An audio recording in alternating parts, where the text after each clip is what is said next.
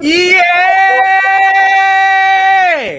Warm it up, though. Hey, listen, look. You know what time it is. You know who you are when you know who you rocking with. It's your boy Philly Notion. Hey, and the crew, because y'all already know we flooding these Eagle Airways, so we gonna get to it. But hey, listen. Hey, let's check the 4K. Hey, hold on. Hey, Lambo, check. Ring, check. Yes, sir. Hey, hold up. We all the way in there, gang. Hey, listen, if y'all new to this right, y'all know what to do. Go hit that subscribe. Hey, make sure y'all check my fellas out too, because y'all know what it is. Hit that subscribe, because y'all know how we rocking with it. Hey, listen, I'm going to let the gang go ahead and introduce their channels. Y'all know where to find this thing at. I put the descriptions and the links below, so y'all make sure y'all go sub my guys up ASAP. Let them know where to find you at, Eagles Sister. Yo, what's good, my guy? Appreciate you having me here. Not sure how I'm going to top that one. You know. Yo, what's going on, Eagles Nation? This is your boy, AK Eagles, and I am the host of the Eagles Uncensored podcast. Please hit that subscribe button. Please hit those likes. Please turn that notification bell on so you know when I go live, drop content. Listen, I am probably the most controversial Eagle content creator out there. I will pretty much tell you how it is. I don't care who you are or what it is or what team you're a part of. If I feel it, I will tell you my opinion, and that is what it is. You're right to yours. Hey, no opinion, stupid. My channel was based on for fans, content creators. You know, anyone can come in at any time and just relieve their stress. You know, and I did this based on last year because there's a lot of us that do need to relieve stress. You know, so that's what my podcast is for, and that's why I called it Uncensored. So, you know. But yes, my guy, I do appreciate you having me on. Thank you so much. I am so excited to do this, and you know, I will pass it to my man and my co-host Birdgang 31 down there. Yes, sir. What's up, my guys? I'm Birdgang 31. You know, the host of the Birdgang Nation Sports Talk. You know, I'm just filling up everything about birds, man. Got collabs with all the goats out there. You know what I'm saying? I'm working with everybody I can to make sure that everybody get all the information about us Philadelphia Eagles. You know what I'm saying? I bleed green. I've been on the scene for a long time, and I'm mean on that mic too. You know what I'm saying? So, you know, check out my station. Make sure you subscribe, hit the post notification bell, and let's keep it rocking. Indeed, my guy. Hey, Lindy, what's happening, bro? What's up, fellas? It's been a minute. Good to be on here with Notion. Took a while, but we're here. Love the opportunity, man. But what's up, everybody? Lindy Endzone in the building for the touchdown, taking the lead for the Eagles one video at a time and dropping buckets for, the Dallas Mavericks. I know. An Eagles fan loving a Dallas team. As gross as it sounds, I know. I love my Mavs, though. And if you like the diversity of fandom that I bring to the table, easy to hit the subscribe button. Love to have you a part of the End Zone fam. Just pushing for that next milestone after another. And we can only take it one day at a time. And let's get it rocking, fellas. This is going to be great. Hey, you already know. Let's go and get to it. Hey, salute to my guy. Hey, Stephen Joyce. Hey, listen, some things might have came up. It's all good. We already know. As soon as he's right, he's going to be on the channel if he can pop in. But again, gang, let me go salute the notification gang, because y'all know ain't none of this possible without none of y'all's help and none of y'all's push. So, hey, let me go salute the gang. I see we got the Nest out west. Philly Foothill, salute. Hey, another content creator. Make sure y'all go check my man out. He on that road also. So go show my man some love. Hey, Ethan, you already know what it is. No shit, gang, salute. We got Philly Insider Podcast. Yes, sir. Hey, Ryan Rowe in the building. I see you, my guy. Hey, Lucas in this thing. Hey, we got it. We got some people in here that's ready to talk about some Eagles. Big Play Slay, another content creator. We got so many content creators. Hey, I'm going to tell you right now, we taking over. So as y'all can see in the headline, it's the Eagle Content Creation Takeover. Y'all already know. Salute to RK. We see y'all in this thing. Hold up. Philly Ace 21. Yes, sir. Hey, salute. You already know. Brenda Cox in this thing. We just getting this started. Jinx Wolf. Hey, all love everybody. Listen, let's go and jump into some of these topics because I'm gonna tell y'all right now, we got some stuff we got to talk about. So I'd like to know from y'all fellas, first and foremost, of course, we got to lighten this situation up. We might all know who the best team in the NFC is. Some of us may disagree, but who will be the worst team in the NFC East this year? We're going to start it like that. Lindy, kick it off, brother, and we're going to go around. Man, the worst one. Whew. Man, this is gonna be a difficult one.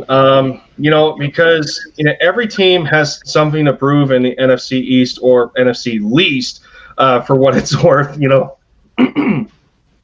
Our division has been quite the laughingstock over the last couple of years. A lot of teams are, a lot of fans are in favor of, maybe the New York Giants. The biggest question in that regard is Daniel Jones going to be that guy? Really?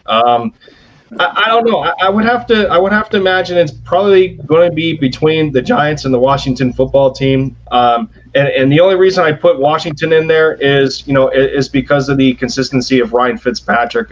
We've known him as a guy whether he's going to be Fitzmagic or Fitztragic. And it's going to be up to Ron Rivera and that coaching staff to really hone him in, especially for the amount of weapons that he has. This time on a consistent level, on offense with Terry McLaurin and the guys of the like. So, man, I think it's a toss-up between Washington and the Giants just because of the quarterback concern. They both have potential on the defensive side of the ball. They made some offensive upgrades, but I think based on their records, it's going to be as far as the quarterback takes them. Okay, I can rock with that. All right, let me know your thoughts, Birdgang. I mean, who you got being the worst team this year in the NFC East? Let them know. I just think it's pretty easy to see. It's the New York Giants, man. They don't have a quarterback. Danny Food Stamps ain't doing nothing this year. And so you can't even get the ball to all the rest of the players if you can't throw the ball in the first place. So, I'm thinking the Giants going to get swept this year by the Birds. And they might get swept by the Cowgirls. And who knows, Washington could sweep them too, or at least go 1-1. So I got the Giants. I'm digging it, bro. I'm digging it. I think, y'all gonna hear my thoughts in a minute. But Eagles and Sisters, I gotta hear from you. Worst team in NFC East this year. Who's bringing in the trophy? Listen, man, it's going to be the Giants hands down. All right. Listen, they do have a decent defense. I'll give them that. I will not take that away from you. But you have a quarterback that threw 11 touchdowns in 14 games. That's truly fucking pathetic. Like, no lie, dude. That is terrible. Okay? And then not just that, but you also threw 10 interceptions, in 14 games. That's really what you want to threaten us with about winning the NFC East with. A dude that threw 11 touchdowns and 10 interceptions. Our third-string quarterback has better stats than your starter. And that's facts. Like, how can you come at me saying you're going to win the NFC East with that? I can't even. You already know I ain't got no kind of argument in that. I'm going to go with a different take, however. I honestly think, hey, listen, and maybe it's the curse of being on, this upcoming whatever. Hey, I think they're going to change it to the soft knocks also. But I'm going to say I think Dallas is going to be the most sorriest team in this division this year just because, listen, they're overrated every year. I think they're going to regress this year. Again, they auditioning for this media distraction at a Hard Knocks this year. So there hasn't been a successful team, not that I know of, that's just came out and did something great after being on Hard Knocks. So off of that alone, plus of course, we got to see the health of their quarterback. I'm not buying it. I ain't drinking the Kool-Aid. I think Dallas is set up to be the sorriest team in this division this year. But I wouldn't be shocked if it was the Giants either. So it is what it is. Indeed, fellas. So it looked like the general consensus I'm getting a lot of Giants. A lot of mentions in the chat. A lot of people think it's going to be the Giants. I get one person in the Giants. Look like my guy Michael B talking about it's going to be the Eagles. We gonna find out. I think we did our time in the basement, fellas. I'm done with it. Let's go and move on from it. Yeah, I love how you say we tanked on that, my guy. How can you tank when you already lost? Hey, I mean, that's my question. That's my question. How can you tank when you already lost? Maybe you guys should have just played one more better game and you would have had 7 wins and you would have fucking won. That's not my fault. Pretty much, yeah. Why are you relying on us to do your dirty work? We got enough shit to deal with on our own team. We don't need yours added on top. Let Just them putting know. it out there. Just putting it out there, my God. Just get better. Just maybe be better and you might win. What else do you want? Yeah. Get somebody who isn't Eli. Hey, I totally understand it, man. Don't rely on no other team to handle y'all's business. Yeah. Y'all handle your own business. So that is what it is. Hey, real quick, fellas, we know there's been a lot of rumors swirling. Let's go and dive into some of that. Because, hey, listen, there's been a lot of stuff we need to either go and squash or we need to talk about today. One of those being, of course, should the Eagles pursue Deshaun Watson? I need to know. Eagles Censored, kick it off, brother. Hey, Birdgang, I want to hear your thoughts also. Let me know if the Eagles should pursue Deshaun Watson. Let us know in the comments also, gang. I understand where everyone's coming from. You want Deshaun Watson. I get it. I get it where everyone's coming from. But this is the way I look at it, man. I want my 3 first next year. We have a lot more holes on this team to fill over the next couple years that I'm not willing to give away our future for just one guy. You know? So, you know, we just stick with what we have. And, you know, Jalen Hurts can win if you build around him properly and you can use him properly. And I believe we have the coaches and the team to do that. You know, so if we can escape this year without having to use one of our draft picks on a QB, man, that's awesome. You know, but as far as I can tell, though, man, we shouldn't even be thinking that because I'd be more inclined to trade for Xavier Howard because that is a position of need rather than trade for Deshaun Watson. Because at this point in my eyes, quarterback is not a position at need, so to speak. Yeah, I have to agree with that 100%, man. Like, I'm not down with Watson. You know, Watson's good, but for the fact of the matter is we don't even know when the guy's playing again. You know, if all these charges do go through for him, he might not be playing for a while.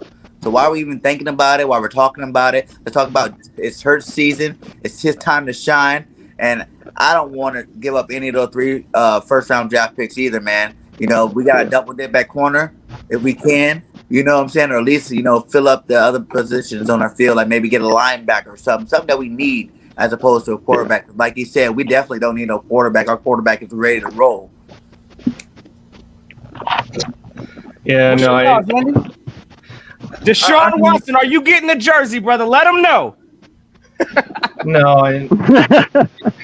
And even if you trade for him, you know, he's around the same age as Carson to begin with, so it's not like you're hitting the reset button. If you're getting Deshaun Watson, it's like that's pretty much like a win now type of move to put you know that you're looking to automatically go into playoff contention, and you just can't have that type of situation right now. I mean, you're pretty much set looking at a positive future. Jalen Hurts is only 22, Miles Sanders is only 24, you know, Devontae Smith is only 22, Jalen Reagor is young. You're looking to extend Dallas Goedert, who's only 26. You have that regime right there to build upon. So why would you go ahead and self-destruct it? You know, just for maybe an opportunity to better yourself over a shorter term, a shorter period of time. And you know, even if it does go through, that's a trade for 2022, not right now, because he's going to be with a suspension anyway. That could be over the course of more than 8 games. So, no, I mean, I think it's more of a risk than it is a reward. So, no, I'm not in on it either. And you know, that would be our luck, man. As soon as we would trade for Watson, he'd go on the exempt list. I promise you that. That is what exactly would happen. I promise. The moment Howie would trade for him, he's done. And I just think Jalen's more of a winner than Watson is. Man, Watson couldn't pull off a lot of games. He had the stats, but there's a lot of them last end of the game drive that he could not complete last year. So, you know, I think Jalen's a winner. and he's definitely going to show why we're going to be keeping him on the team.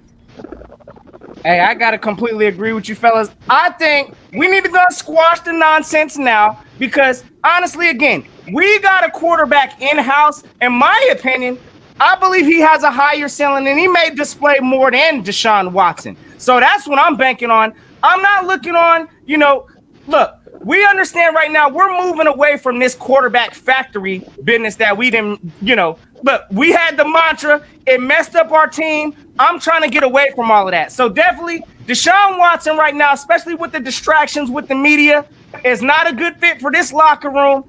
Hey, if y'all want to talk about next year, we'll see how this year works first, but I'm not buying none of this nonsense. So I say no to Deshaun Watson, especially right now. Again, I mean, Barron, the health of this team, we'll revisit it. I'm not saying Watson, I believe he has a lot of talent also. But at the same time, we're not that desperate of a team right now. So I'm not buying the Deshaun Watson business. So, hey, listen, it looked like a lot of people also, I'm getting it in the chat. They saying pretty much, hey, look, traded for Deshaun Watson, he would be a backup. Last week. All right, Gay. All right, I need to know another burning topic out here. And we already been hearing the Xavier Howard talks, all of this, but I need to know, kick this off for me, Birdgang. Let me know. Listen, should the Eagles, let them know, should they trade a first round pick for Xavier Howard? Let me know your thoughts on that. Right now. Like today. A first round pick. Give it to them. Give them their first round pick they gave us. Give it right back to them. Today. You can throw in Zach Ertz with it too. So it's first round in Zach to the Miami Dolphins for Howard. I'll do it in a heartbeat. He's young still. He had 10 picks last year. So in the last 2 out of 3 years, he led the league in picks. So why wouldn't you want the young? He's an elite cornerback. Like everybody say, he'll bump Slade at number 2, and then we have 2 shutdown corners. Help out McPherson. So next year maybe McPherson could get on the field. So I would do it in a heartbeat. Hey, who want to take it next? Let me hear your thoughts, Lindy. Hey, should the Eagles trade a first round pick for Xavier Howard? Let me know your thoughts, brother. I seen uncensored above me. I rolling at the top of the screen. He's got his thoughts already. So I guess I'd continue the heat. A first. I mean, yeah, you can agree on the premise of you can give Miami their first back in the exchange. The question is there going to be more attached to that first round pick? I mean, it's already been speculated that a second and Ertz might be good enough, but on the flip side of that, a first could be in consideration. Just for the sole fact of maybe. We're already in the hole, $8.5 million on a tight end that might not be here. That pick very well might be attached just to get the money off of the books. In terms of Xavier Howard, he's already come out and talked about that. It's more about than just the money itself. And, he feels that there's a bit of a disrespect there because, Byron Jones is getting paid more than him on the same team right now, and Xavier Howard's the better corner. But it stretches more. It stretches more from a contractual perspective. When you talk about it in terms of that. So I mean, when you talk about a win now move. Now, it's not, I mean, if you want to call it win now for that matter, I don't know if that's the case. But, when you compare a trade like this to a Deshaun Watson situation, you're better off going after Xavier Howard. It's just, are you going to have the money for Xavier? That's the question. But at the end of the day, if it took a first to get him, I think I'd be okay with it. But I wouldn't, I would be more of I would pause. And I don't know if I would be able. I don't know if I would give a first, but I think it could still be on the table. Hey, Eagles Uncensored. Let me hear your thoughts, brother. Should the Eagles trade a first round pick for Xavier Howard? Let them know. I will stand by what I keep saying. I don't want to give up any of our firsts for next year. Okay. But for Howard, though, listen, you have to realize this guy has had 18 to the NFL's 19 interceptions the last 2 years. You know, he had 10 last year, and I think it was like 8 the year before. Maybe they were separated within 2 years. I don't know. But the point is, it's 18 of the NFL's 19. That's very impressive. He is worth a first, but if I would have to give up a first, man, I'd probably say I'd give Derek Barnett and the Colts' pick that they gave to us. That way, if Carson Wentz ends up screwing anyone, it's them and not us. You know, but that way it could be a high second if they do terrible, or it's going to be a high first if they do great. So, you know, it's kind of a win-win because we get Xavier Howard in the process, you know, but that's probably as far deep as I'd be willing to go on that one. You could also look down the road and you know, all Xavier Howard is going to do is he's going to boost the competition level in that cornerback room for one.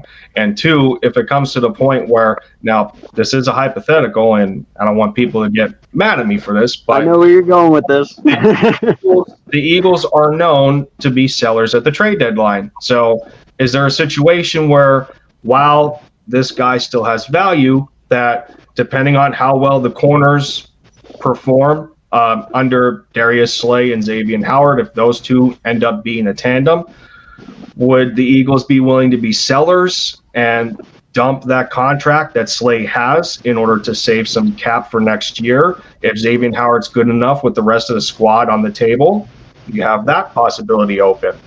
Especially if Fletcher Cox is on the table. I mean, that's another speculation. So it opens up opportunity. Hey, I'm going to answer the question like this. And I hear, you know, I'm going to tell y'all right now, absolutely not. I'm not giving up no first round pick. I'm sorry. Listen, I'm not going to sit here and say that Xavier Howard doesn't have that kind of talent. Listen, he's been to the Pro Bowl twice. Last year, in my opinion, is probably the best career year this man's going to have. 10 interceptions. Listen, the man is young and he is talented. But am I going to give up a first rounder for something that I don't know? Honestly, a cornerback is in my opinion, one of the most riskiest positions. I mean, we've seen it with Nnamdi Asomugha. We've seen it with Byron Maxwell. Listen, I believe we need to start finding ways to develop our own talent in-house, starting with Zach McPherson, who we just spent a fourth round? A fourth round? We need to start developing our own internal talent. Absolutely not. I'm not giving up a first for something that could go wrong. I mean, this player could get injured. It is what it is. We know we already scratching our health concerns and things of that. So, listen, we just got Darius Slay, I believe, was it last year, and we gave up like a second and a fifth. I believe Darius Slay is still a better cornerback right now, I believe, than Xavier Howard. So I don't see us giving up no first. Believe me, draft capital is important to this team. You build through the draft, so we need to start developing our own talent through this draft. So I'm not giving up a first. That's my take on it. Yeah, I would package in if it was like, you know, Zach Ertz or throwing in maybe a second or a third. But I'm not coming off no first for no Xavier Howard. If it ain't the time to be, it ain't the time to be. So that's my thoughts on it, gang. Let me see. Hold on. So you even stick by that even with the Colts pick too, as well, even though that could end up being a second? Question. What was that question again, bro? I said, so you still stand by even the Colts pick, even though that could end up being a second round pick? I'm not trading that pick either. I'm going to tell you right now, if that is a possibility for a first round, I'm holding on to that. Unless we get in a desperate situation to where, you know, hey, Darius Slay is, unfortunately, you know, it is what it is before trade deadline, then maybe I'll consider coming off a first. But as this situation stands right now, you tell me any team that just has two stud cornerbacks in this league, we can get by with one with a change of scheme, in my opinion. So I don't believe we're that desperate. I'm not coming off a first. Even next year, if these guys like Stingley come up, you know we're going to package two up together to go get them. Now, this guy is showing that he's already proven, and he's young. So we're going to use that first round on cornerback. Do you want to go off of a rookie that might not do good in the league, or you want to go ahead and get the proven guy that's already in the league right now and balling? Yeah, I mean that's what I'm saying. I mean, I can't even picture this in the same sentence as like or in the same situation as like a Byron Maxwell type of deal. I just don't see it. You're talking about Xavier Howard, who's only 27. He's in his second year of a 5-year extension, like a $75 million contract that he's going to want more money. And then, I know Slay is still somewhat in the prime of his career. He's a little bit outside of it, 30. He's going to be 30, pushing 31, I think. He's going to be on the latter half. And it could be true that this new defensive scheme under Jonathan Gannon could give him a bit of a break. Let's be real, that Jim Schwartz defense did not help our secondary whatsoever, because they were just flying all over the place with chickens with their head cut off because they had no support, no safety help, or what have you. But I mean, this is the move. This is a move that could guarantee somewhat of a future. And on top of that, Slay, as of late, has had injury issues of himself. So, if he ends up going down again and we don't have a guy like Xavier Howard on the roster, who are you going to go to outside of Zach McPherson? And the list starts to get a little bad there. So, because we got a bunch of slot and nickel guys right now. Nobody really to play the outside. And I'm pretty sure nobody wants to see Avonte Maddox on the outside again. Hey, listen, I'm gonna tell you like this, and I'm getting some pushback up in here talking about some. Let me go set the record straight, because evidently some of y'all in the chat don't act like I don't know we don't need a cornerback. I know we need a cornerback. I know that desperately. I saw how many people got mossed on this secondary last year. My point is, I'm not coming off of a first-round draft pick. We haven't even seen what defensive scheme we're running yet. We don't know how desperate we are. I'm saying right now, yes, Xavier Howard, that's a talented man. And that man, yes, would make us the best secondary, period, I believe, possibly in the whole NFC, period. So, I might have to take a look at the NFL, honestly. But at the same time, trading for a first round, I'm not buying that right now. We're not that desperate. Again, I know we need some help, but I believe there's other routes we could go that don't include giving up a first rounder. So, I mean, I just say I'd rather give up one first round than 2 first rounds to get one player next year. Yeah, I mean that's true. And to get one of them stud cornerbacks that we draft on next year, we're not gonna have we're gonna have too high of a pick to, unless we totally bomb out this year. We're gonna have too high of a pick to get one of the top 2 corners next year. Yeah, I mean there was even some Eagles fans in wanting to be in the Jalen Ramsey sweepstakes, and that ended up not happening. So when a guy like Xavier Howard becomes somewhat available, and because we have concerns on how the secondary is going to look in this on this team schematically, a guy like Xavier Howard brings at least a little bit of stability and guarantee that he's going to do his job so long as he's a scheme fit. And at the same time, I don't think we're talking about Xavier if he's not a scheme fit to begin with. So you got potentially Xavier and Slay running the outside. That's where your stability comes in which whoever else underneath can learn the game a little more, watching these guys on the field for one, or if they're doing their job, that allows for some substitution in certain packages. That allows Jonathan Gannon to do a lot more schematically with his defense when you have 2 lockdown corners on the outside instead of just one. Mm-hmm. And I'm just tired of everybody waiting for next year. Let's win this year if we can. Let's do it. Why can't we? That's my question. No. Yeah, I know, and I get what y'all are talking about down there at the bottom. That's why I'm torn both ways here. This is a really hard question to answer, because systematically I agree with Notion. You can make this secondary work with what we have with either McPherson or Jaquette. Okay, you can. Yeah. And you can scheme it by doing short coverage zones, and you can also teach your corner to bump right at the line to just throw them off for 1 second. That 1 second makes a complete difference on that D line, especially when you got Cox, Barnett, Kerrigan, BG, Ridgeway, Williams, all of them rushing. He's either going to have to force that pass right away, get it out, and that's going to ultimately make him mess up, or he's going to hold it and he's going to take a sack. I get that concept, but I also really want a good corner too over there. So that's what's hard, because we can make it work.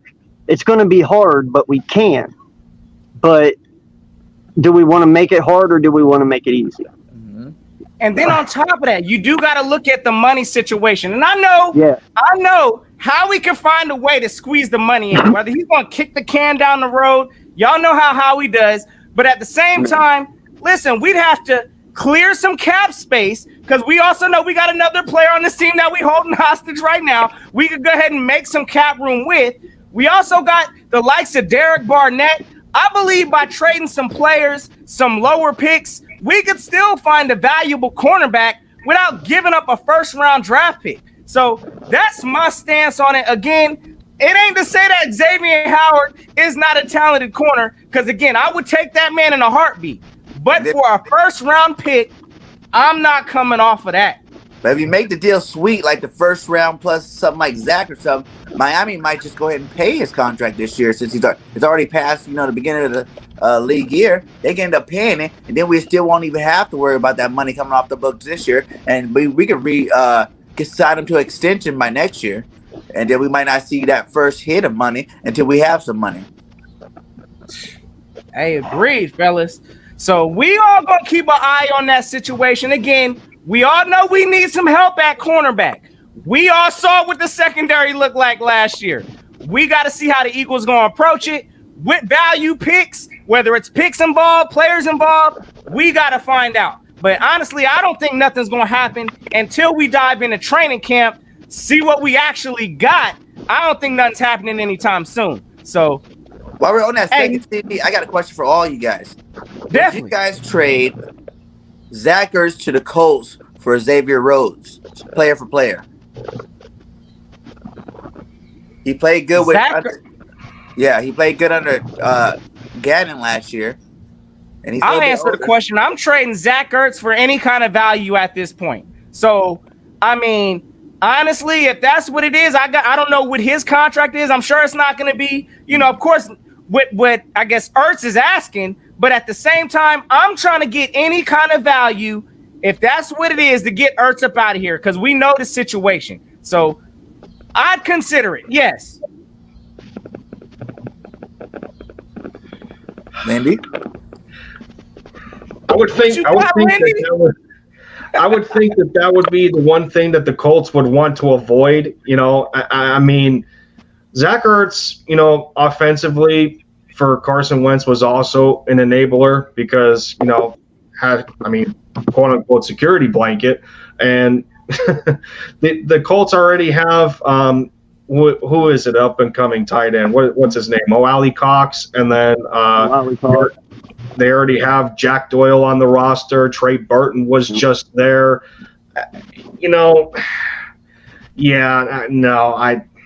I doubt Frank Reich would want that.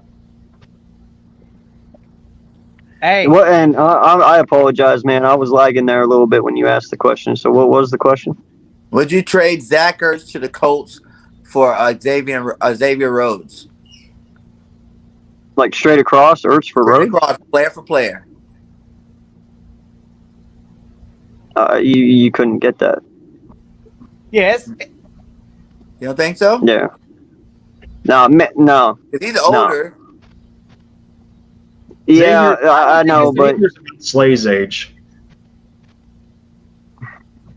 I mean, honestly, I don't think it's a possibility. But again, I would trade Zach Ertz right now for some kind of value.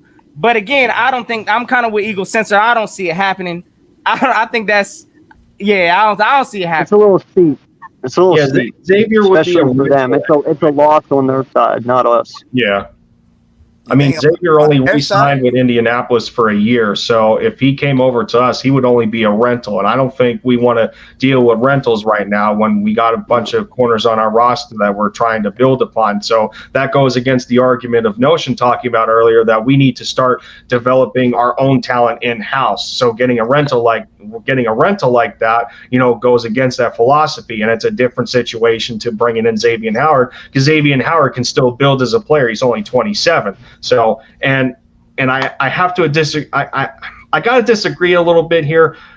Birdman talking about the Colts have crappy receivers. Not necessarily. They got the same amount of potential as the Eagles do. I mean, yeah, T.Y. Hilton's up there in age, but you give him a quarterback like Carson Wentz, you can only expect him to do have a decent season. I mean, he did under Phillip Rivers, and he did under Jacoby Brissett a little bit for what it's worth, and then when Andrew Luck was there, so on and so forth. And their second-year player that they're looking at right now. So, I mean, from a receiving standpoint, yeah, you can see Ertz. You can see Ertz being being an upgrade in that regard, but the Colts already have a loaded tight end room, so I don't see it. Hey, listen, I put this comment up. I want to address this real quick. Salute to Rogue Kevin, the PRF.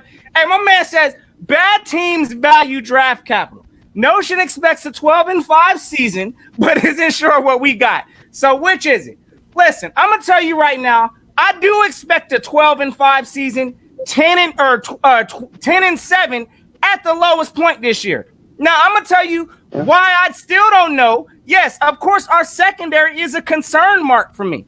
I know that's a question mark that we go into with this season, but a lot of these questions are going to be answered in training camp.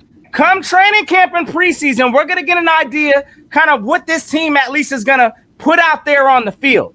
At that point in time, I'm going to have a better idea if we need to go out there and start splurging, giving up first-round picks for a secondary or for a cornerback. That's the only question mark that I have on this team right now that's stopping us from greatness. So, hey, again, I do believe the Eagles are going to get a cornerback. That's not what I'm saying. I'm saying we're not going to give up a first-round talent. Yes, I believe teams, hey, listen, if you ain't valuing your draft picks and building and developing your own talent, I don't know what you're doing. You ain't succeeding in this league. So, yes, I understand teams that may just sit on top of picks, they don't get things done, but we ain't that desperate right now to give up no first for no Xavier Howard, in my opinion and my thoughts. So, hey, appreciate the statement, my guy, but I'm gonna let you know right now, we're going 12-5. That's what I'm feeling. Yes, that's my prediction too. I've been saying 12-5 for 3 months, my guy. Yeah.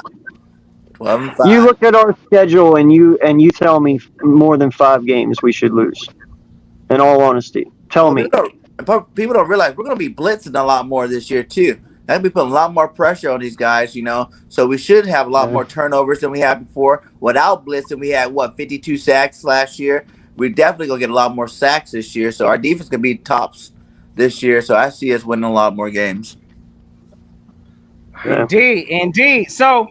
All right, we also know we got another burning topic, which I'm tired of talking about also. But again, we still ain't got no kind of solution for it, no kind of answer. But let me know, gang. Hey, should the Eagles keep Zach Ertz on the 53-man roster? And y'all might have to kind of refresh. I don't know if that's been changed, but I know with this having a 17-game season, is it still 53 men? Has that been changed? I haven't heard anything on that. Y'all let us know in the comments if you know. I know they got bumped up to 56 on game. Is it 56? Okay. I'm gonna have to double check that stat. But should Zach Ertz remain on a part of that roster on the final cut down day? Oh yeah, let's go start with you, Eagles Uncensored. I like the breadth of you. Sound like you need to go ahead and get uncensored. Do your thing, bro. Listen, man. I love Zach Ertz, all right? I won't lie. He holds a place in all our hearts.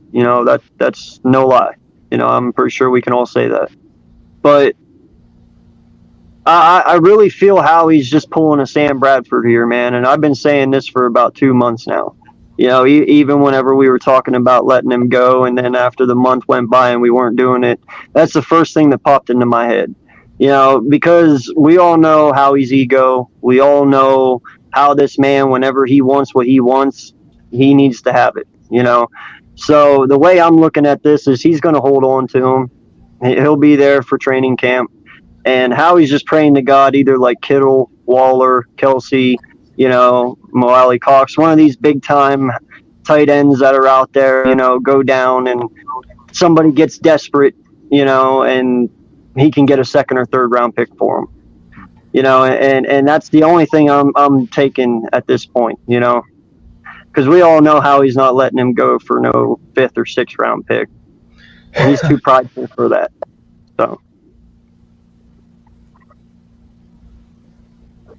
Hey, what you got on that, Lindy? I'll let you kick that off next, my man. I mean, hey, should he be on the 53-man roster? How should we handle this situation? What's Lindy end zone? Take us to the end zone, brother.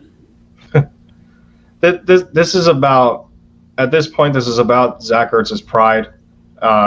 And he's already felt at one point that his pride was hurt, by not getting a contract extension that he felt that he deserved.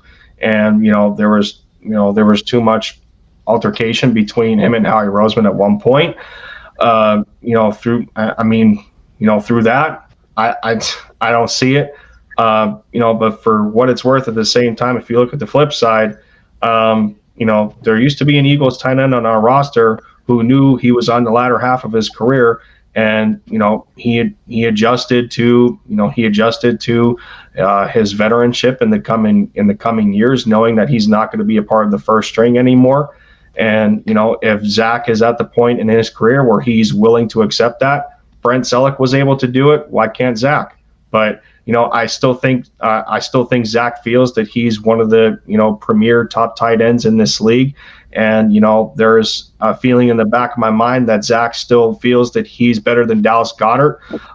So with him in that sense, I think he's just going to turn into a distraction, especially with Goddard wanting to go into negotiations to be locked into the Eagles. And you can't have that. And you can't have that kind of conflict between, two arguably two number one starting tight ends. So I think it would hurt the Eagles more than it would help him if he were to stay on this roster. Yeah, I agree with that. Yeah, I agree with all that. And then it'd be too much. It'd be too much drama for the team. We just move off of all that drama from the team. We just released it. We got a whole new energy, a whole new vibe. He's not, like he said, he's not gonna want to play backup to nobody. He still thinks he's elite. The NFL still thinks he's elite. They had Goddard at 7 overall and Zach Ertz over 10 overall for tight ends in the league. So he still got that respect out there, and I doubt he wants to ride pine, behind anybody. So I think we need to do him justice. If we can't get the trade by training camp, just let him go. Cut him. We still get some money, We don't get as much, I think, if we cut him, but we still get some money. But just to respect him for all the things he's done for Philadelphia, we got to let him go. Bro, I will run Zach Ertz over and break both his legs before I see him in a Dallas Cowboy uniform. I'm telling you that right now. I will break that man's legs so he can't play football again, just to keep him out of your uniform. Don't even talk like that. So, I mean, it is a possibility if the man is cut, right? So I'd like to know too, and I don't know how that works. Isn't there is it maybe at the end of his contract, but don't we get like a comp pick if he's either cut or is it trade? I don't know how that works. Again, I don't know the comp situations, but how do we get some kind of value? Is it if he gets cut or if he plays out his contract and he walks out? I think he has to play his contract out. I think he has to play this year for us, if I'm not mistaken. Mm-hmm. Okay, so it sounds like there may be some kind of a value with holding this man for the year, whether he sits on the bench or not, and getting some kind of comp pick. If that's the case, I mean, I see an argument to just holding Zach Ertz on this team for some kind of a 5th round, 4th round comp pick or whatever the case may be, because we ain't getting the value right now. Again, I'm not going to I still say eliminate the distraction right now. Again, I'm pro player. I understand the amount of talent that Zach Ertz brought to this team. Again, I'm all for if a player don't want to be here playing for the Eagles, let the man go. So I don't care what player it is. If it's the quarterback, I don't care if it was Jalen Hurts. If Jalen Hurts was like, listen, I don't want to play for the Eagles, let the man go. We need to restart. But again, I just don't see Zach Ertz wanting to be a backup for Dallas Goedert. We know we got to we're going to have to pay Dallas Goedert eventually. But, I mean, again, we might have to hold this man hostage. So it's a challenging situation.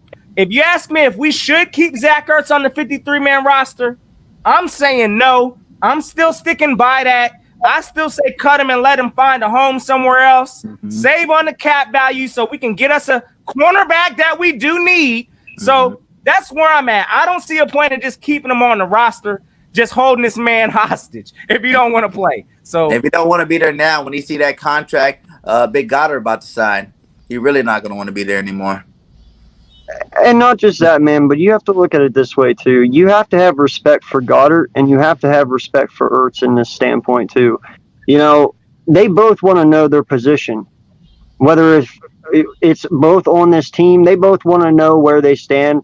Ertz wants to know where he's playing. Goddard wants to know his role. Is he second? Is he first? You know, you're doing these guys no justice by keeping them in the dark. You know, you're doing them no justice by keeping him on this team. You're just... like Lindy said, you're dividing our tight end room at this point. You know, let's just get it done and get it over with. Let's stop the bullshit. Let's stop trying to spread this out any longer than it needs to be. Let's just break up right now and get it over with, you know? Again, it's a tough situation. I think we all know something's going to happen with it. We don't know whether, I mean, maybe it's possible Zach Ertz may happily show up at training camp giving 110%. Playing on his last year, his deal, no complaints, no nothing. He might be willing to sit behind Dallas Goedert. We ain't heard nothing from Zach Ertz's mouth. But at the same time, looking at the situation, I mean, last time I saw Zach Ertz, he was crying. Hey, rightfully so. It was a tearful moment because he knew what time it was. So, listen, if he don't want to be here, if they're not going to pay him and value him as a tight end, which he's a great tight end, let the man go somewhere where he can find his value and, you know, financially make sure he's stable. So it is what it is. I mean, in that moment, at least he showed more emotion than Carson did. Absolutely. Let's be frank. Let's be frank on that. I mean, we already know that Zach has wanted to finish his career as an Eagle, and you know, and I I definitely have to agree in that respect. But you know, and I don't think it comes down to him not wanting to be in Philly. I think it comes down to him not wanting to play for the general manager. That's where the conflict comes in. And, you know, outside of that, when you were questioning about the roster and everything, Notion, it is 53. The only thing that I see that changed this year is the schedule of roster cuts. There's going to be 3 of them. The first one is August 17th. The second is the 24th. And then the third cut is the 31st, which puts it at under 2 weeks until the start of week 1 for some teams. So it's going to get interesting. Indeed. Hey, real quick, I want to address this question. It comes from the Dallas Cowboys fan. Okay, so what happens if Fletcher Cox wants to leave? And only reason why I'm bringing this up because I've been hearing this nonsense also about possibly trading Fletcher Cox and what we should do. So I'd like to take your thoughts real quick, fellas, on that. Let me know, Birdgang 31, how you feel about trading or getting rid of Fletcher Cox right now. Let me know your thoughts on that. Right now? No. I mean, when should we get rid of Fletcher Cox? What's your thoughts on how we should handle this? At the end of the season, or maybe mid-season, right before the trade deadline, if our youngsters are playing good ball, you know, Marlon from USC or Williams stepping up doing big things, then yeah, we can do it then. That'd be the highest value you can get for him, you know. But right this second, you know, he's going to need to start the season, you know. He don't need to let these youngsters get them reps underneath their belt before we do anything with Fletch.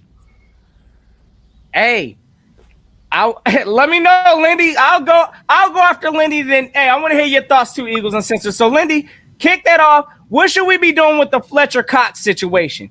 Hey, are you open to trading them? I mean, how should we handle this? Because, hey, this man is a cog. He's a key piece in this Philadelphia Eagle defense. So, let me know your thoughts, Lindy.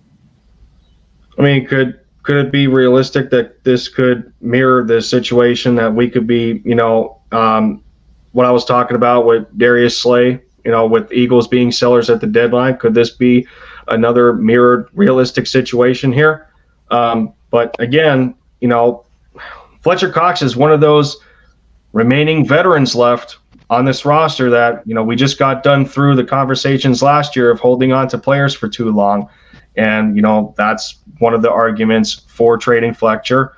Another argument is that he's only had a combined 10 sacks in the last 2 years. His last great season was in 2018 when the D-line needed him most, which is not ideal, definitely not.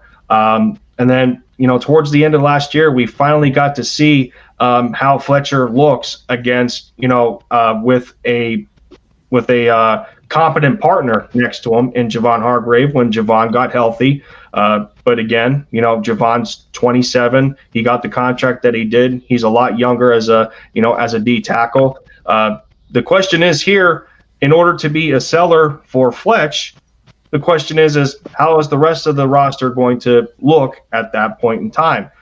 The Milton Williams of the world. I think Raekwon Williams, Hassan Ridgeway is back. And then, the defensive ends, like that entire house of the defensive line. How are they going to look? Can you sustain proper performance enough from them in order to be a seller for Fletch? That's the question that you're going to have to ask yourself. But right now, I want to see what he looks like next to a healthy Javon Hargrave. And I think that's fair to say. Plus, him being a veteran, it's also good for the room with guys like, with rookies like Marlon Tuipulotu, who just came out of the draft class. Milton Williams, you got two D tackles right there that you're trying to figure out who they are on this roster coming up if they make it. We're expecting Milton Williams to make it, but Marlon is a bit of a stretch with the competition in the later draft picks and what have you. But as far as Fletcher's value right now, he means more to the team than he does as a trade piece to another team. But, that could very well change come trade deadline. All right, I'll kick this one off real quick, Eagles Uncensored. I know you burning on this topic too. I'm gonna make it pretty quick and simple, honestly, because right now ain't the time to be thinking about trading no Fletcher Cox. Again, right now, absolutely not. We need to see what talent we have, what depth we have behind Fletcher Cox, because we know how important Fletcher Cox is to this team. Now, I do understand, listen, this is the business league, and if somebody's offering something, a king's ransom, if they throwing out like 2 first-rounders or something like that for Fletcher Cox, we have to consider it. But I'm going to tell you right now, we ain't taking no baloney nothing, for no Fletcher Cox and just trading Fletcher Cox for no reason right now. He means way too much to this defense, and I believe we are in win-now mode to possibly at least do something. We got to see what we have. So, again, I believe if we just got rid of Fletcher Cox, we become a full rebuild. We giving up. We don't know kind of what our defense is going to be. I believe we do know our defense is pretty solid beyond our secondary. So we're trying to tighten that up, and we want to win now. So I don't believe Fletcher Cox is going anywhere, any type of this year. It may be if we do get rid of him, it may be at the end of this year, because I believe us being successful at trade deadline, and if we're successful, we ain't getting rid of no Fletcher Cox. So I'm gonna tell you that's my thoughts on it. Eagles Uncensored, let me know your thoughts, my guy. Yep.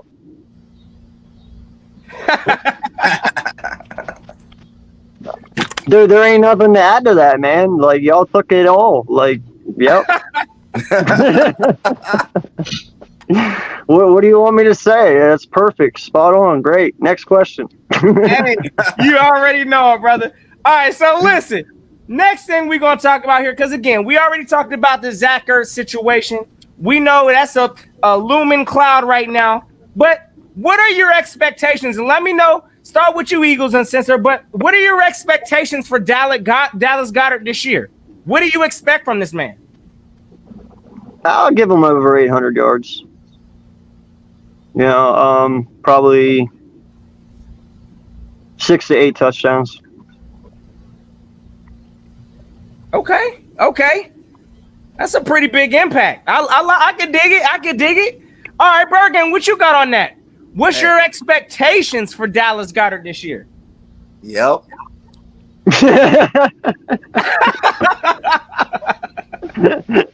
No, for the serious note, man, the same thing like yards wise, but I just want him to show the world that he is an elite tight end. I want everybody to recognize Dallas Goedert as being one of the top 5s in the league. And I think he has the potential to do it, and I think he wants to show the world that he can do it. So that is my expectation. Just show the world what you got, baby. Hey, I need to hear your thoughts, Lindy. I'll kick mine off in a minute. Yep. Yeah. I mean, it's almost pretty much a guarantee, man. If we know anything, from Indianapolis, like they feature the tight end. And the value is definitely there. I mean, you can only assume that Dallas Goedert is going to mirror Zach Ertz caliber numbers. Of course, I mean, he's the more athletic tight end. He's the more aggressive tight end. He's the more stronger tight end. The only thing that he doesn't necessarily have on Zach is route running. Other than that, he's a better blocker and he's a better red zone threat. So, you got to use him in every which way possible. But the other thing that's going to benefit him is a consistent wide receiver core. If they're getting open and they're attracting most of the defensive coverage, that should allow a guy like Goddard to eat all day. So, yeah, man, that's a pretty simple answer.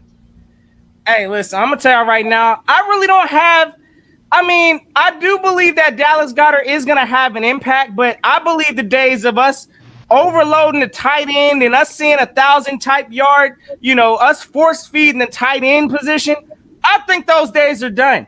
I think Jalen Hurts is about to start using these wide receivers. So I don't honestly see Dallas Goedert being, as impactful as Zach Ertz was, honestly. I believe Dallas Goedert will be, he'll move the chains when needed, but I don't believe we're going to rely on Dallas Goedert like we relied on Zach Ertz and things like that in the past. So I don't really have high expectations for Dallas Goedert this year, but to go in there, maybe about 500 yards is my thinking.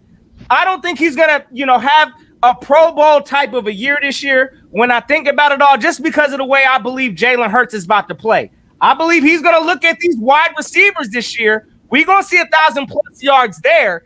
But again, there's only one football. So I believe that Dallas Goedert, he's going to handle his business. He's going to be our starter, but he's not going to be no huge impact, balling out, getting 700-800 type yards. Yeah, I don't see it. But I hope for it. Somebody got to step up. We're going to see how it rocks.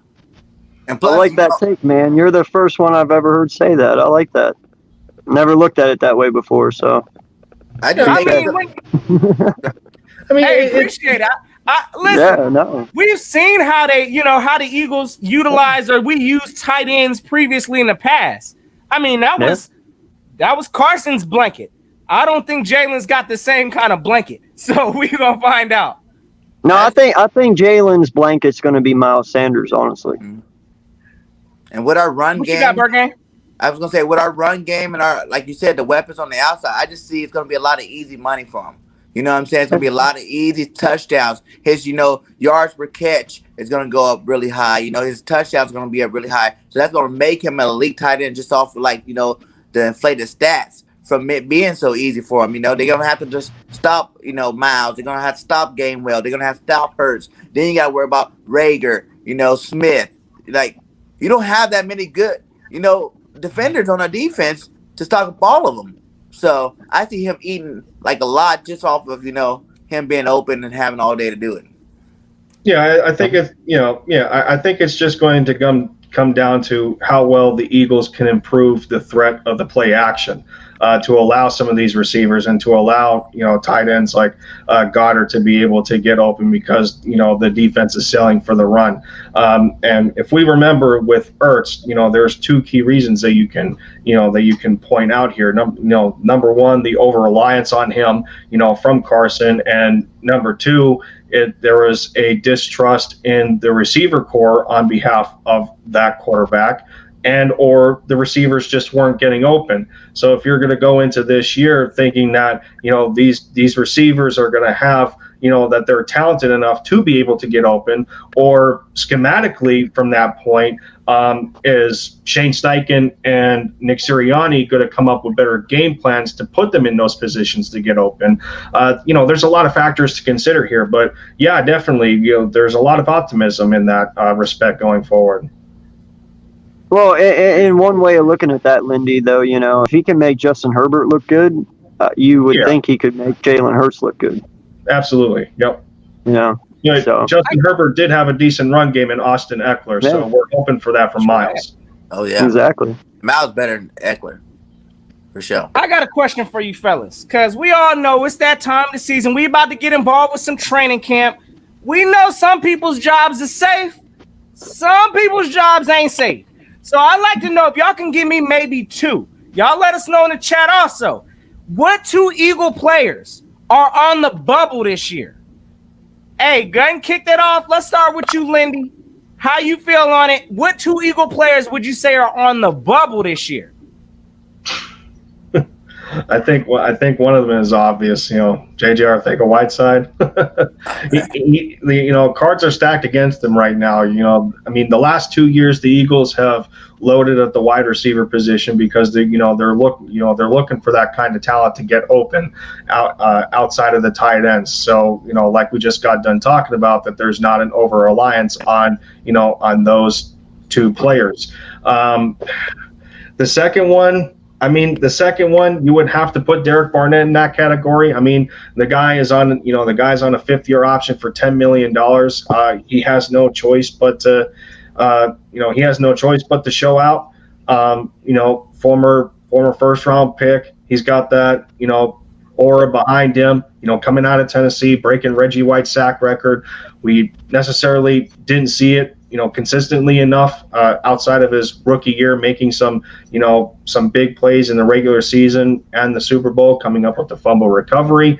He needs to improve his game a little more, add a little bit more than just one move. And, we've seen how many times that, there was an over reliance on that spin move, that move that he really only has. So we just have to hope that a guy in Tracy Rocker can elevate his game and it translates to the football field. So I would have to say J-Jaw and Derek Barnett. Hey, I like that. What you got, Eagles Uncensored? Let us know if you got two Eagle players that you consider on the bubble right now. Well, our first one matches for sure. I am not a J-Jaw fan whatsoever. I already have him off this team. He isn't even on my roster. He's already gone. J-Jaw love, bro. Yeah, that bubble popped a long time ago, man. But I'm gonna give everyone one. I'll probably catch a lot of flack for it, but I don't care. I'm gonna go with Andre Dillard. Now, the reason that I say that is because if Mailata beats him out, dude, you're not going to have a first-round talent behind him, backing him up. We got young guys who can handle that. Driscoll can handle the right and the left. He's very versatile. We got Dickerson this year. We got, Herbig. We got all these guys, and they all have experience from last year. And that's my thing, man. If Mailata beats him out, I would not be amazed if he gets traded. So that's going to be my second bubble guy. I like it. Yeah. Well, all right. What you got, Bird?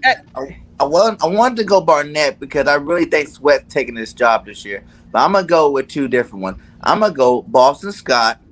You know what I'm saying? Because who are you going to keep behind Gainwell, Sanders, and Kerryon Johnson? Because I think those are going to be your big three. Do you have Boston Scott, who kind of Eagle favorite, that did some good plays, especially against the Giants, or you're gonna go with a guy like Howard, you know what I'm saying? But he's injury prone, so which Howard you gonna get? You can go like smaller guys or have two big running backs, two small guys. But I think that at the end of the day, probably Boston Scott could be on his way out of Philly.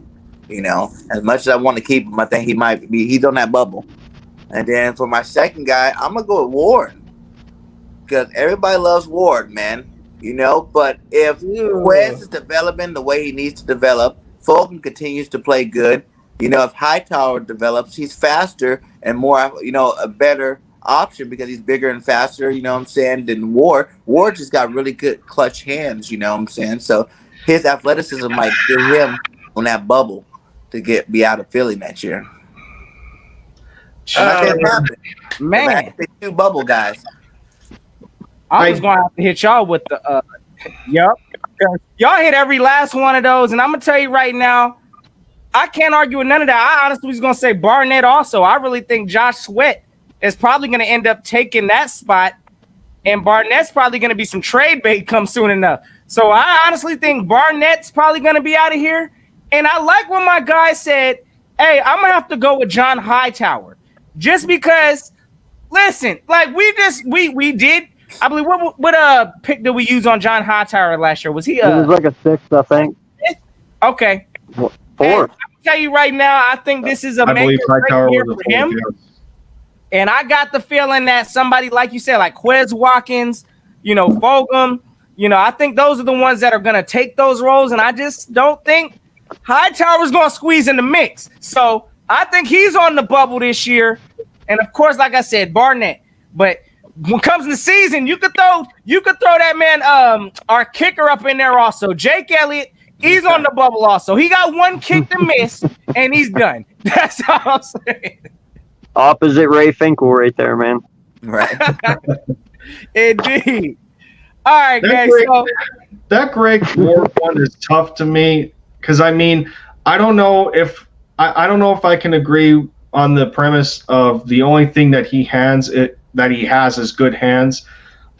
He does possess one thing that the rest of the receivers on the roster don't, is that he has the mind of a quarterback because he used to be a former quarterback for the University of Houston. And yeah, it wasn't to this same kind of competitive level as Jalen Hurts, even though the two have went toe to toe in college before. But we've seen it with Carson, we've seen it with Jalen Hurts in a small sample size.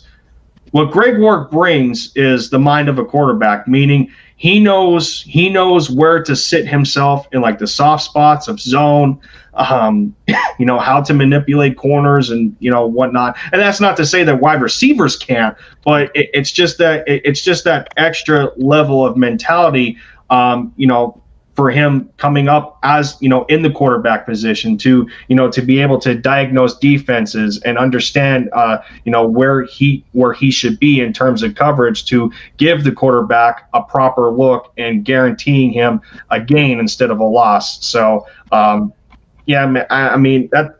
going to be hard to replace in my opinion, but again, it's going to come down to how the rest of the receiving core looks in terms of competition.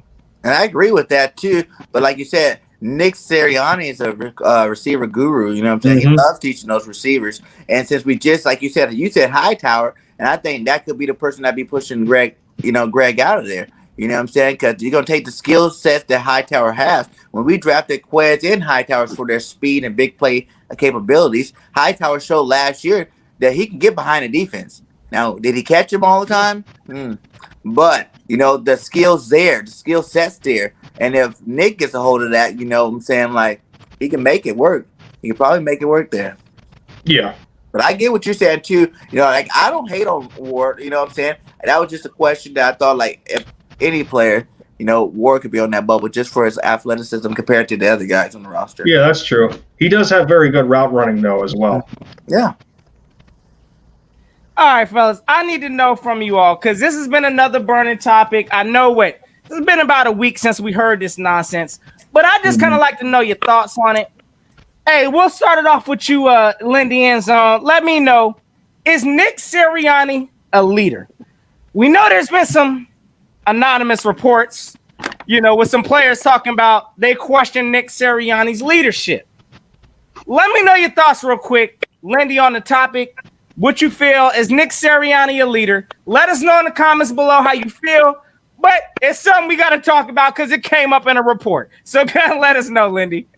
It came up in a quote-unquote report by quote-unquote players. And like Lane Johnson said, like he was tweeting, well, who are they? Like, show yourselves. I mean, people were questioning the Doug Peterson hire in the first place back in 2016. Like he wasn't the popular choice for one. And, them two are coming into similar situations. Doug Peterson was never a head coach before in the NFL. Sirianni is not. Peterson was under Andy Reid. Sirianni was under Frank Reich. Similar situation there. But, what is the city of Philadelphia without drama, for one? So it's like we need some of it at some point. But, we didn't even see this team on the field yet, for one, and we're trying to criticize the man, outside of even training camp, for that matter. So can we see what he does first? I mean, outside of coaching, there is a human element to this. They do have personalities, but it comes down to does it work in the NFL? And that's what with this rock paper scissors thing, and that's what Sirianni is looking to do. So, I'm on the premise of how about we support the guy instead of criticizing him? But of course, you're never going to avoid criticism. But I do like him. Hey, I heard that. What you got, Birdgang? Let us know your thoughts on this whole report that came out. What's your thoughts? Is Nick Sirianni a leader? Let me know what you feel on that. I'm back at Nick 100, but that's yet, we got to wait and see. You know what I'm saying? From what he's saying, what he's doing, yes, I love the talk. I love the energy. I love the teaching. As of right now, he is leading the troops to battle. You know what I'm saying? But we have to let the season play out and see if the, players respect him throughout the season, and he can keep things down when things are rough. Right now, he's fresh start. There's not really too much drama going on with the team. So it's easy for him to go in there. He's, putting in a new system. So right now he's teaching, which is also a way of leading. So as of right now, you have to say yes, but I want to see, it's still, the jury's still yet to be seen. Indeed, I like it. Okay. What you got, Eagle Sensor? Let me know your thoughts on the situation, on the report that came out. We know what it is. Let me know your thoughts. All right, first of all, man, the report came from Michael Robinson. Mm-hmm. Respect to that man as a PSU fan. He was a quarterback for us. Props to you. But, bro, keep your mouth shut on shit you don't know. You never played for us. You've never been in our locker room. I don't give a shit who you know. Keep your fucking mouth shut, man. You've never played for us. How do you know what our locker room is like? Get out of here. No. And secondly, man, Nick, I love him. I love the energy that he brings, and a lot of people, they give him shit about his first interview. Bro, do you realize who we are? I'm just going to ask anyone out there who wants to give him shit for this. Do you realize who he had to go out and talk in front of? Philadelphia media and Philadelphia fans. As a first-time head coach, who the fuck wouldn't be nervous? Just ask yourself that. We booed Santa Claus, for Christ's sake. Who would not be nervous? Of course the man was nervous. But now look at him. What, 4 or 5 months in now? Don't phase him anymore. He's fine. It's nerves, man. You're the head coach of the Philadelphia Eagles, the best franchise in sports history, with the best fans. You knew in the back of his mind when he was back there, right before he walked out, he was like, I can't mess this up or they're going to kill me. I guarantee it. So, yeah, man, everybody was just way too hard on him. And, our record shows we're good at picking head coaches. Like Lindy said, Andy Reid, Chip Kelly, Dougie P. It'll be the same with Nick. So I'm not worried about it, man. Indeed. Listen, I'm gonna make this simple because again, it's okay, gang. And I'm gonna tell you right now. Look, right now, a lot of people should be questioning Nick Sirianni's leadership. We haven't seen it yet.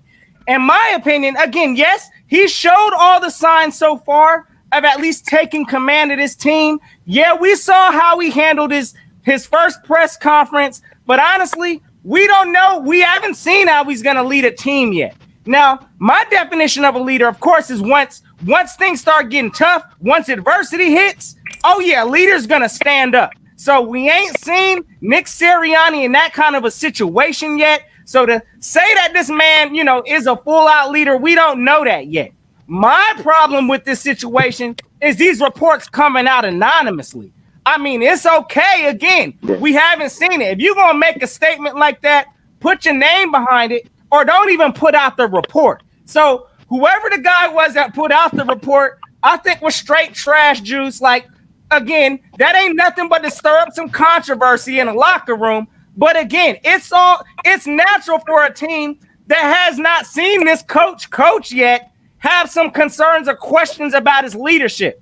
I got questions about the leadership, but I've seen so far that this man has commanded this team. So, hey, again, I guess this whole situation, it is to be determined. We're going to find out exactly how this season kicks off. I think we'll know something early. Probably by like week 4, we should have some kind of an idea on whether he's a decent coach or not. So, I mean, it's almost common sense at that point. When you think of the word head coach and the definition of leadership, I think the two should go hand in hand. Otherwise, you wouldn't be considered a candidate for a head coaching position for a football team in the first place. Like you have to have that kind of quality to you to be able to be considered. So in that respect, yeah, I mean, in some ways, Sirianni should be and is a leader. But yeah, I think when the going gets tough, that's when it's going to come out as to, is he going to stay firm or is he going to break? Are we going to see him still be and still have a positive attitude even after a loss? Or is he going to be like Doug Peterson, for what it's worth, whether he gave up or not, or give these type of post-game press conferences like, I have to look at the tape. We got to look at ourselves in the mirror. Week in and week out. I mean, are we going to hear the same record playing week after week after a loss, or is Sirianni going to step up and say, well, this is exactly what we need to do. We're going to work on this. I'm going to get with this guy. We're going to take care of this, and we're going to give you a better product on the field come next week. And yeah, and I think that's where he should be tested, and I think he's going to surprise people. Yeah, and then with the media, it's like there's 90 people in that roster. You know what I'm saying? So a lot of them ain't gonna be playing on the team. You can have some disgruntled ones at the bottom that kind of already know they're not gonna be there. That may be leaking out, stuff just to start up, stuff in the background there. So not every. And then even when we get down, what was that dipshit corner we had? That was spreading the rumors a couple years ago from Dallas. Orlando Scandrick. The one from Dallas that we got. Snake. Yay! Who went on Undisputed and got roasted by Shannon Sharp. Mm-hmm. Yeah. Hey, listen, though, I could at least respect Scandrick for putting his name out there. He went on air and said what he said. Hey, I mean, yeah, he had to eat all that, but at the same time, he put his name on something. I'm tired of these reports coming out anonymously, just to stir up because we are the city of Philadelphia. We already one of the most hated, teams in the National League just off of our pride in a sense. It is what it is. Can't nobody tell us greatness. Nobody likes us. We don't care. Y'all know what it is. But at the same time, yes, I'm just tired of these reports that come out anonymously where ain't nobody putting their names behind it. So again, it's to be determined. We all need to find out exactly how Nick Sirianni coaches a team before any kind of judgment is placed on him. That's just my thoughts. So, hey, gang, look, we're going to try to wrap this up here in a bit, but we're going to finish it off with some true or false here real quick, because I'd like to know from my fellas, hey, listen, true or false, y'all let us know in the chat also. We kind of talked about the situation early, but hey, let me know, fellas, true or false. Xavier Howard will be a Philadelphia Eagle. What you got? We'll start with you, Eagles Uncensored, and then swing it around, Birdman, you next. False. Do I have to give a reason behind it, or is it just true or false? You know what? Yeah, you can go ahead and give a reason. Throw out your reason if you're feeling a reason.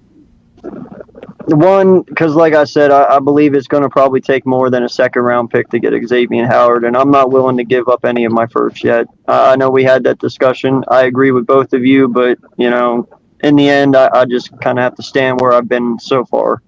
And, you know, two, cap space, man. Like, that's our ultimate big question right there, is our cap space. You know, before we can do anything, we have to figure that out. So, yeah, just at this time, man, with everything we got going on, it's false. What you got, Birdman? How you feeling on the situation? True, false? Xavier Howard will build a Philadelphia. We gonna give up the first, bro. I want him for sure. But is he coming? Probably false, just because we don't ever get who the fans want for real, for real. So. Exactly. That don't usually work out for our. We can want them all we want, but just because that simple fact that, you know, we probably just won't get him. Okay. Back, to be honest. All right, what you got on that, Lindy? True or false? Xavier Howard. You see it in the crystal ball. What's it looking like? Is he going to be a Philadelphia Eagle? True or false?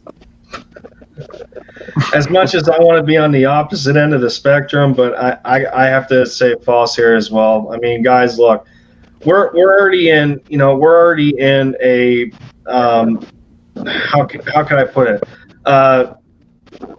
We're in such a spoof right now, hoping to see where Steven Nelson goes, and all this talk about us not wanting to give him $3 million, like come up more than $3 million after the Steelers cut him when he was expected to make $8 million. You can't tell me that there's going to be competition there contractually, based on a past report of 14 teams being interested in him.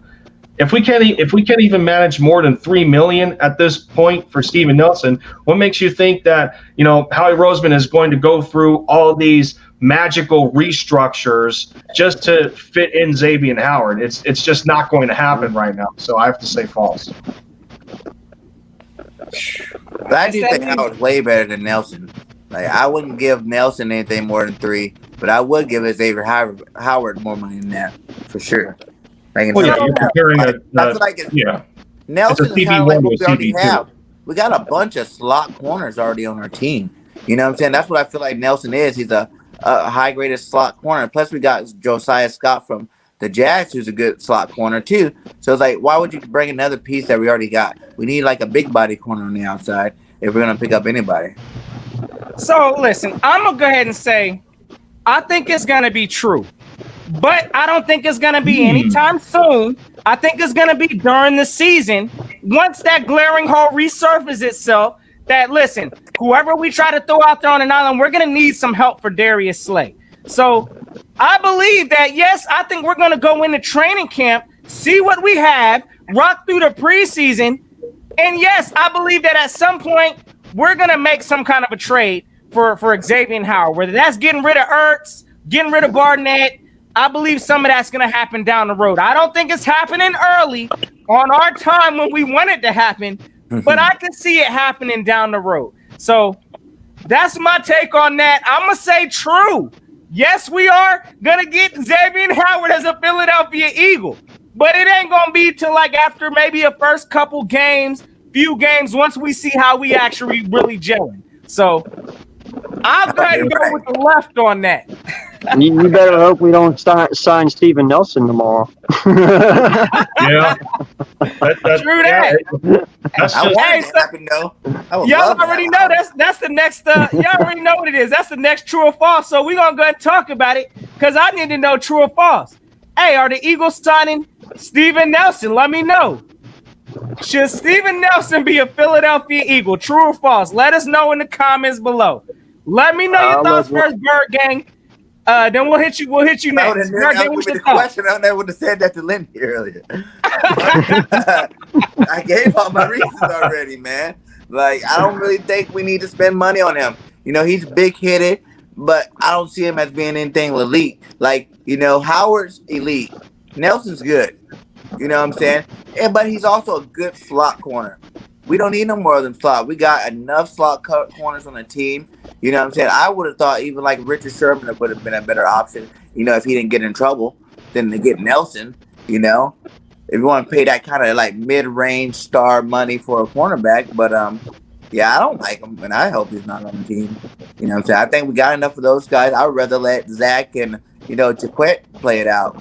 They're more big body guys. I can dig it. Okay, what you got, Eagle Censored? Steven Nelson. True or false? Will he be a I'm going to Philadelphia? say true on this. I'm going true.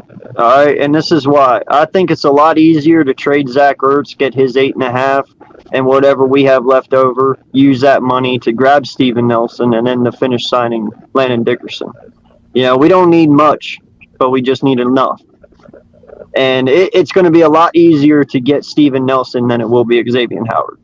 Mm-hmm. And we can make Nelson work 1 year.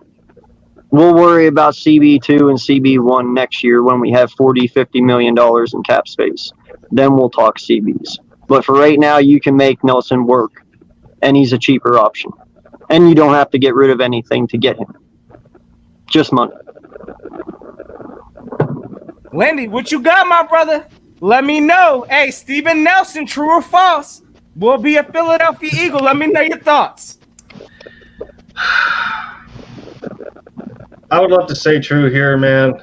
I'm not sure how much optimism I have, especially for the amount of time that, you know, Howie Roseman has not wanted to budge on what he would want to pay Steven Nelson in the first place.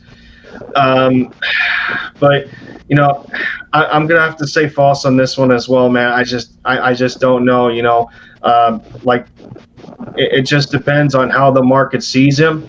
But, you know, could you say on the flip side that, you know, this could mirror a situation in which, you know, we picked up Ronald Darby in a trade from Buffalo, even though this is a signing instead. And I would think Steven Nelson in that regard would be an upgrade over a Ronald Darby, you know, despite him getting the bag, I think, in Denver. But, you know, yeah, I mean, I'm on the fence with it, but, you know, I have to say false, man. Just for how, just for how stubborn Howie can be with money. Hey, He's always looking for those bottom of the barrel type of signings, and you know he's seen that. And you know we've seen that in exchanges. You know this year with Nate Meters and Josiah Scott, and he brings in Michael Walker. You know bottom of the barrel type of guys. Steven Nelson's not that bottom of the barrel guy, and the market has somewhat been set after him leaving Pittsburgh, and he was set to make like $8 million. They cut him instead. So I don't know, man. I don't see it. You know, there's a lot of similarities. There's a lot of similarities to this team that there was in 2016 and 17, so to speak. Mm-hmm. You know, and you have to look at it in this sense, man. Harris is Malcolm Jenkins, okay? Wilson is Nigel Bradham. Kerrigan is your Chris Long. You have Kerryon Johnson is your kind of your LeGarrette Blount, so to speak, your power back. And then you have Devontae Smith is your Torrey Smith, your long, lanky, fast wide receiver, good hands. Travis Fulgham is your new young Alshon Jeffrey, and Jalen Reagor is your new and improved Nelson Aguilar, so to speak. Jalen Hurts is your non-injured Carson Wentz, and Miles Sanders is just Miles Sanders. So when you look at this team, Howie is trying to duplicate what he did, in a sense, with different players, younger players. It might be possible. Not this year, but if he keeps going the way he's going and with the things now, granted, Nelson, like you said down there, Lindy, Nelson would be your Ronald Darby. you know, if you would get him. So there is a lot of similarities to this team that coexist with our 2017 team. That's why I say you can't sleep on this, because even though we want to bash Howie, and you know, he is kind of designing this team up the same way, so to speak. If you get what I mean. I mean, I'm gonna go ahead and shoot it down. I think it's a false. I'm kind of with, you know, my man Joseph Vega over here. Hey, listen, I really do think. Listen, I honestly don't believe that Steven Nelson is gonna be that number 2 outside corner. I look at him more as less like a slot type corner situation. Also, again, I see more of a chance for us because Howie's not gonna just budge and overpay and oversign somebody.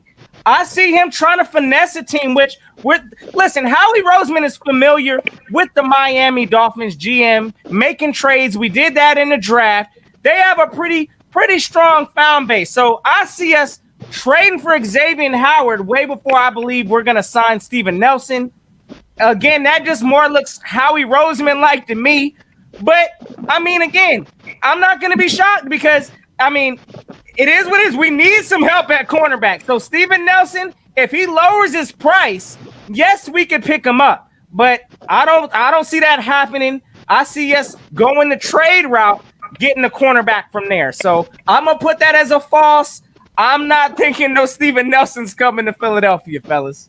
Uncensored, I'll do you one better, since Notion brought up that he would think Nelson as slot over outside. And, you know, to that point, we did see Travis Fulgham make a meal out of Steven Nelson in that Pittsburgh game. So, but when you think of slot, you know, who else do we bring in as a rental in 17? Patrick Robinson. So, I mean, you can see that more than Ronald Darby. Yeah. But you know, this is the risk. This is the risk that you're going to take with Xavier Howard Notion. If you're willing to wait, and you feel that Xavier Howard is not going to mimic the season that he did last year, but there's a very good chance that he does because of the talent he possesses, and that Dolphins football team is looking to improve offensively. They're getting weapons for Tua. Tua is the big outlier on how well they perform. You know, he's already got what's his name from Bama that they drafted? Waddle. Jalen Waddle. They brought in him. Mike Gesicki's a pretty good tight end. They have a decent run game with Myles Gaskin. You know, Tua is the biggest outlier of that offense. Defensively, they're pretty good. So I mean, that's the biggest risk that you're willing to take is, you have to be careful with how long you wait. For how expensive we feel Xavier Howard is right now, you have to imagine that later down the road, that price is going to go up if you wait X amount of games and he still replicates a little bit of what he did last year. No. Hey, but I mean, if you're going to make that move for Xavier Howard eventually down the road, why not just do it right away? It would have to be right now. Yes. And I mean, like if we offer him like Ertz in the first round and they go ahead and pay his salary for this year, and then we get up and then go ahead and pick Nelson up then to be our slot corner. Now you got a full lockdown situation and you're under the cap for this year. Who cares about next year? We'll let Howie worry about that when he got some money to deal with it.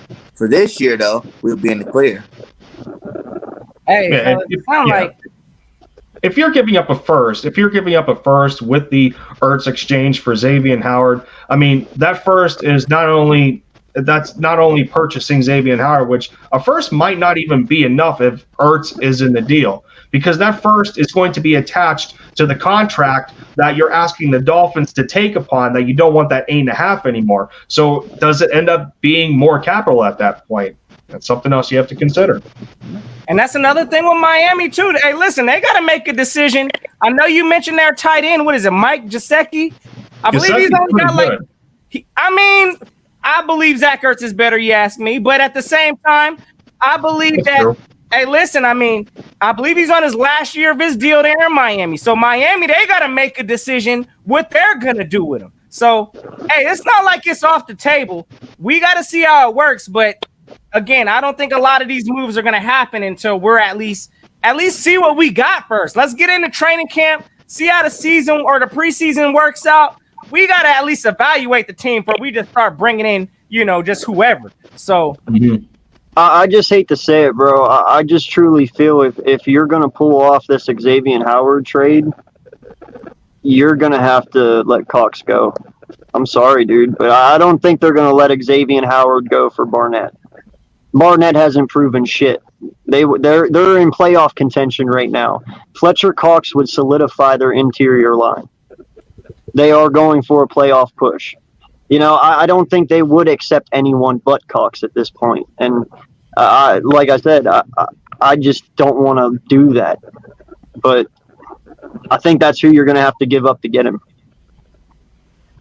And then they pick up that DT in the draft from Miami that's got baggage attached to him. Yeah. So you bring in Fletcher Cox alongside him. Looking pretty scary there if the talent turns out to be what it is. Yeah. But even both ways, with those three receivers they got on that side, man, Zach eating all day. Waddle, Parker, Fuller. That's a lot of speed out there. Zach probably loved being out there. He actually would probably want to go there if that was part of a deal too. If Tua's that guy. Yeah. Fellas, listen, we at that time of the mark. And hey, listen, again, y'all make sure y'all check out every last one of these creators on here because they putting in that work and they kicking that straight Eagle flavor. So I put the description links in the links below. Hey, let them know where to find your channels at, my guy. Hey, because y'all already know the season is a week away, and we about to come out turning this thing up. There's a lot of excitement that's going to be happening this season. My fellas here, make sure they turn the content all the way up on them. Let them know where to find y'all at, my guy. Eagle, since it started off, bro.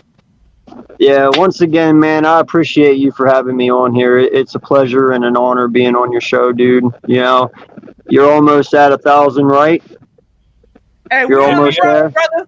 We on the journey. Yes, get sir. my guy to a 1,000 here. Philly Notion, he brings the energy for us, man. He drops amazing content. Great guy to work with. So everyone, please, if you haven't already, please like and subscribe to him. Great human being and very football smart. But yeah, I am AK Eagles. You can find me on Twitter at AK Eagles88. I also have an Instagram under Eagles Uncensored. But yeah, man, I got a lot going on right now. I got Saturdays at 4 p.m.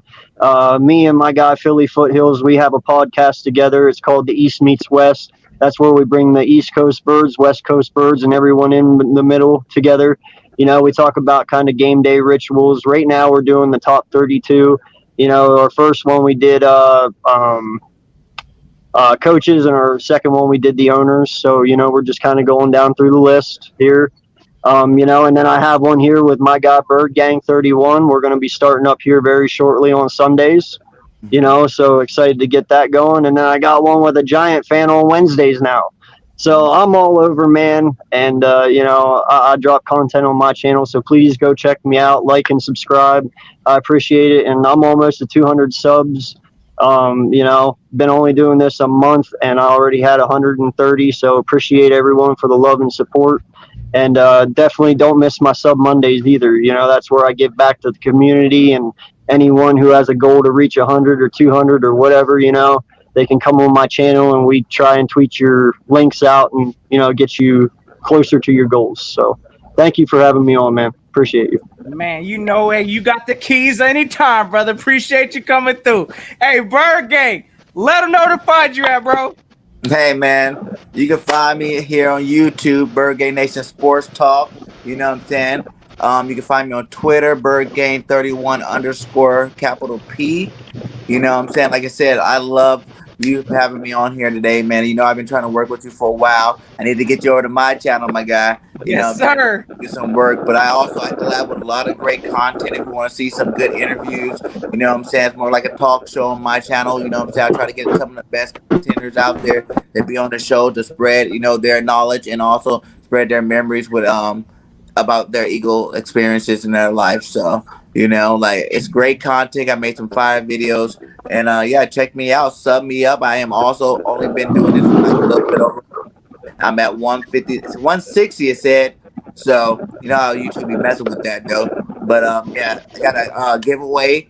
When I hit 200, I'll be giving out do 2 drawings for 2 different Dallas Goddard auto rookie cards. One's out of 20, so there's only 20 of them in the world made, and the other one's out of 25. So you know, you guys get in the raffle, man. Come get in that raffle. You know, sub me up and enjoy the content, man. I'm gonna keep going with it. Indeed, indeed. Hey, look like Eagles on Sister hopped off real quick. If you pop back in, we know we about to close it out real quick. I know you gonna go too, Lindy. Just want to go and shout out my guy. Hey, it's all good, Stephen Joyce. Hey, family first and foremost, brother. So y'all make sure y'all check my man out too. His links is in the descriptions below. Another Eagle content creator. Some things came up. He wasn't able to join today, but hey, handle business first, my guy. So it's all good. So hey, Lindy, let him know where to find you at, my guy. Gunna, bring us to the end zone because you ain't never shaking that, brother. Let's go and get it. Oh man, I'll tell you what, Notion, it's been a journey, man. You know, you've been one of those guys that helped me boost some confidence in content creating, allowed me on some of your call-in streams, and you know, for what it's worth, I got better at it. But no, man, you know, 8 months in, we're closing in on 200 subs. We're taking this 100 at a time on the way to 1,000. But you know, milestones aside, the most important thing is that you gotta love what you do, and you know that's how it works over here. You know, an Eagles fan with a diverse fandom, man. I love my Dallas Mavs. You already know the deal. Some people claim I'm a double agent, but that's not true whatsoever.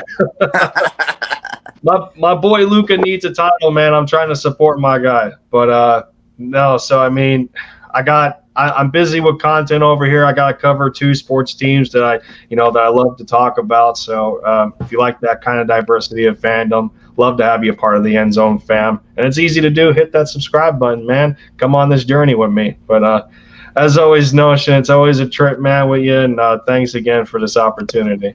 Man, fellas, again, it has been my absolute pleasure. Y'all already know we got the best Eagle content creators out there. The Eagles is taking this thing over. Y'all already know what it is. But hey, listen, gang, we appreciate all y'all for joining. Y'all know ain't none of this possible without none of y'all's help and none of y'all's push. So we appreciate all the love. So again, if y'all new to this channel or my fellas channel, y'all know what to do. Go hit that subscribe because the season's about to kick off and we ready, gang. So hey, gang, y'all make sure y'all have yourselves a safe and fantastic rest of the Eagles day. I'm about to go try to catch a little bit of this NBA finals that look like it's on right now, so y'all know what it is. But hey, until next time, y'all know what it is.